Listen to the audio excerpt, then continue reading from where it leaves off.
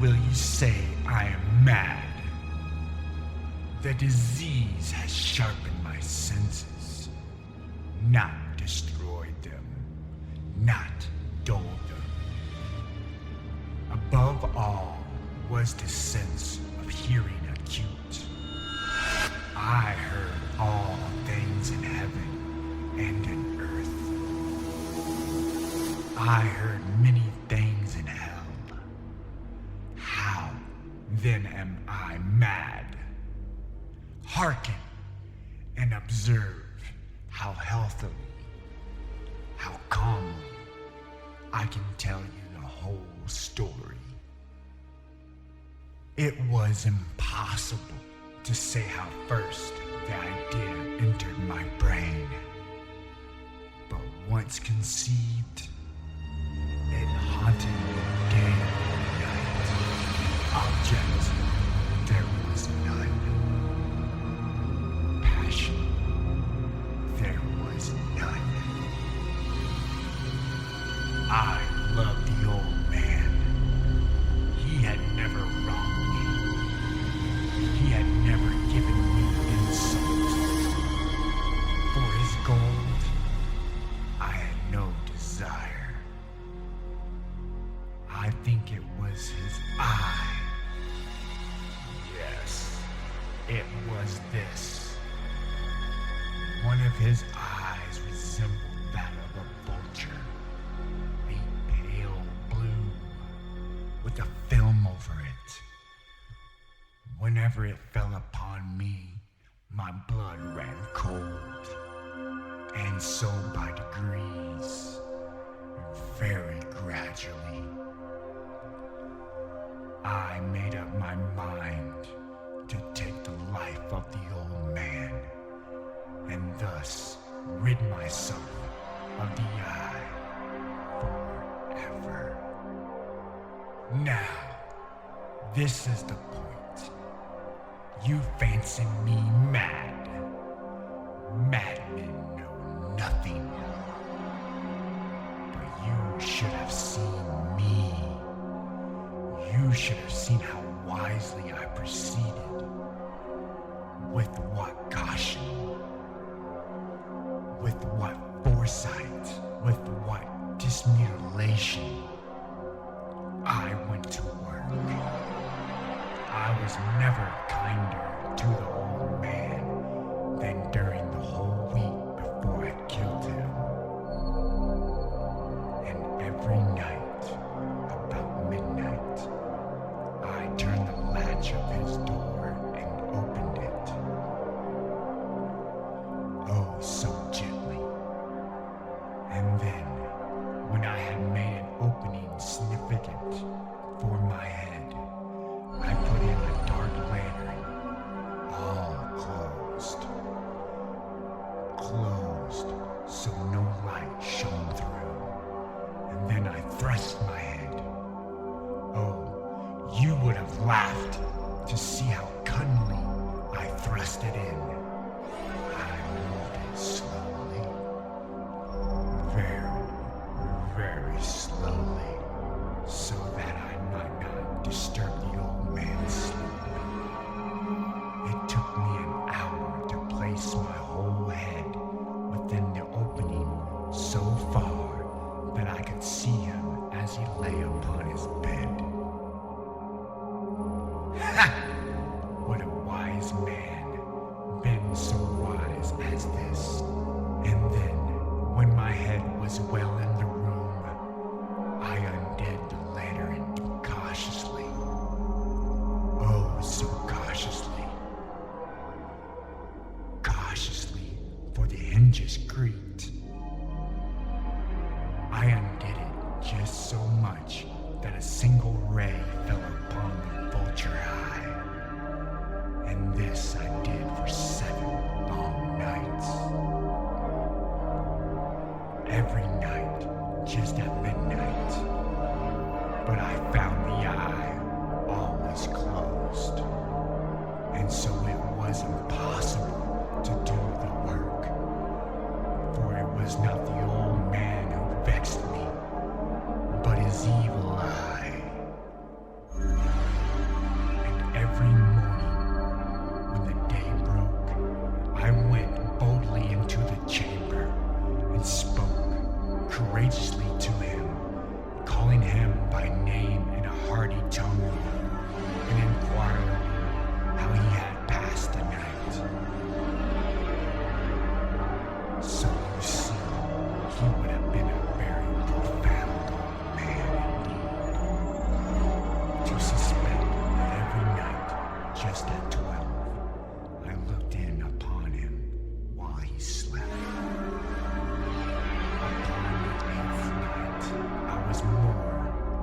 unusually cautious in opening the door.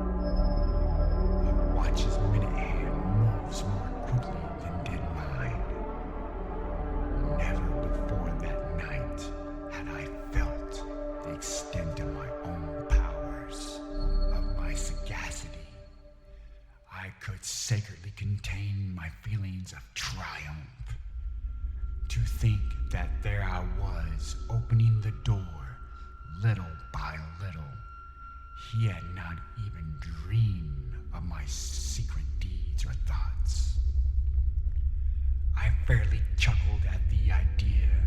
Perhaps he heard me, for he moved on the bed suddenly, as if startled.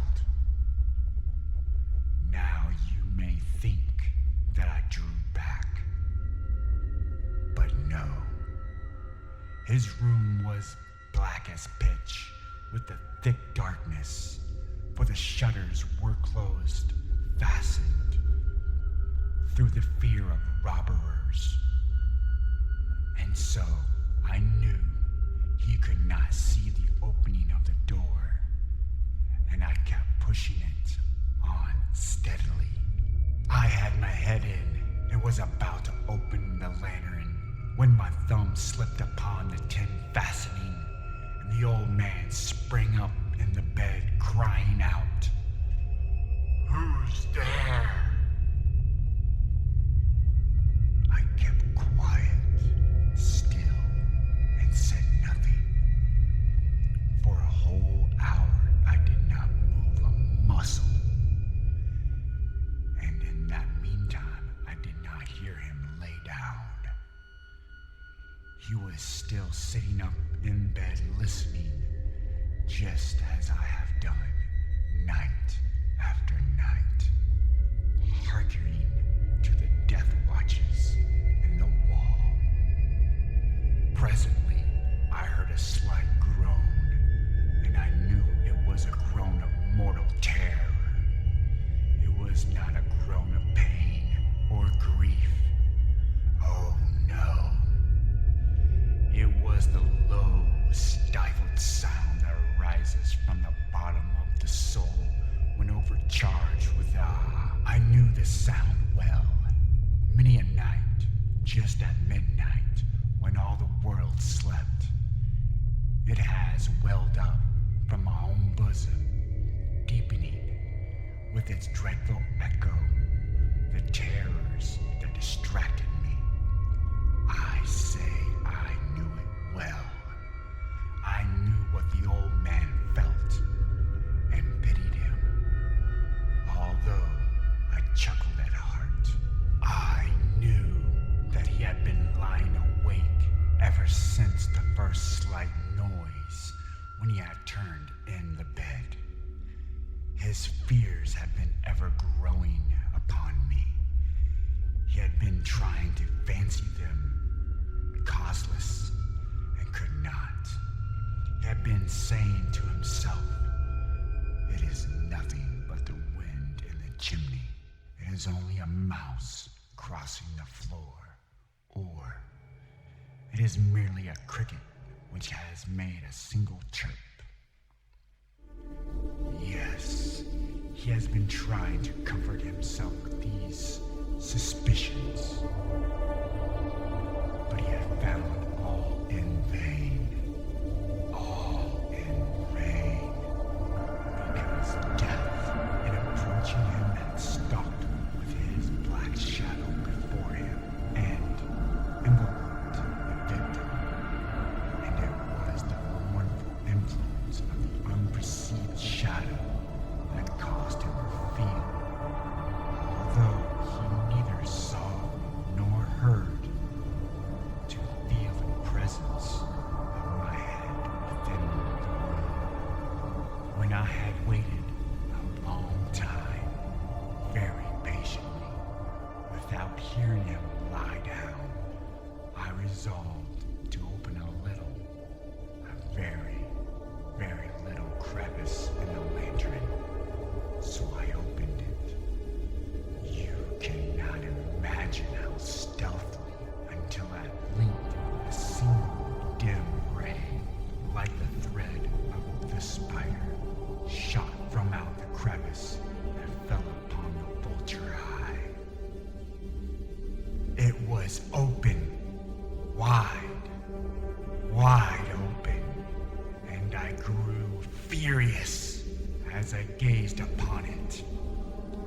I saw it with perfect distinction, all a dull blue, with a hideous veil over it that chilled the very marrow in my bones.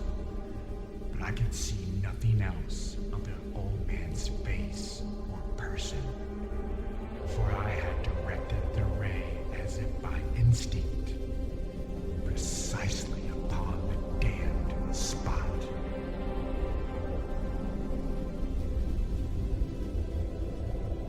And now, have I not told you that what you mistake for madness is but over-acuteness of the senses? Now I say, there came to my ears a low, dull, quick sound, which as a watch makes when enveloped in cotton. I knew that sound well. It was the beating of the old man's heart. It increased my fear, as the beating of a drum stimulates the soldier into courage. And yet I refrained, kept still. I scarcely believed I tried. How steadily I could maintain the ray upon the eye. Meantime, the hellish tattoo of the heart increased. It grew quicker and quicker, and louder every instant. The old man's terror must have been extreme. It grew louder. I say louder every moment. Mark me well.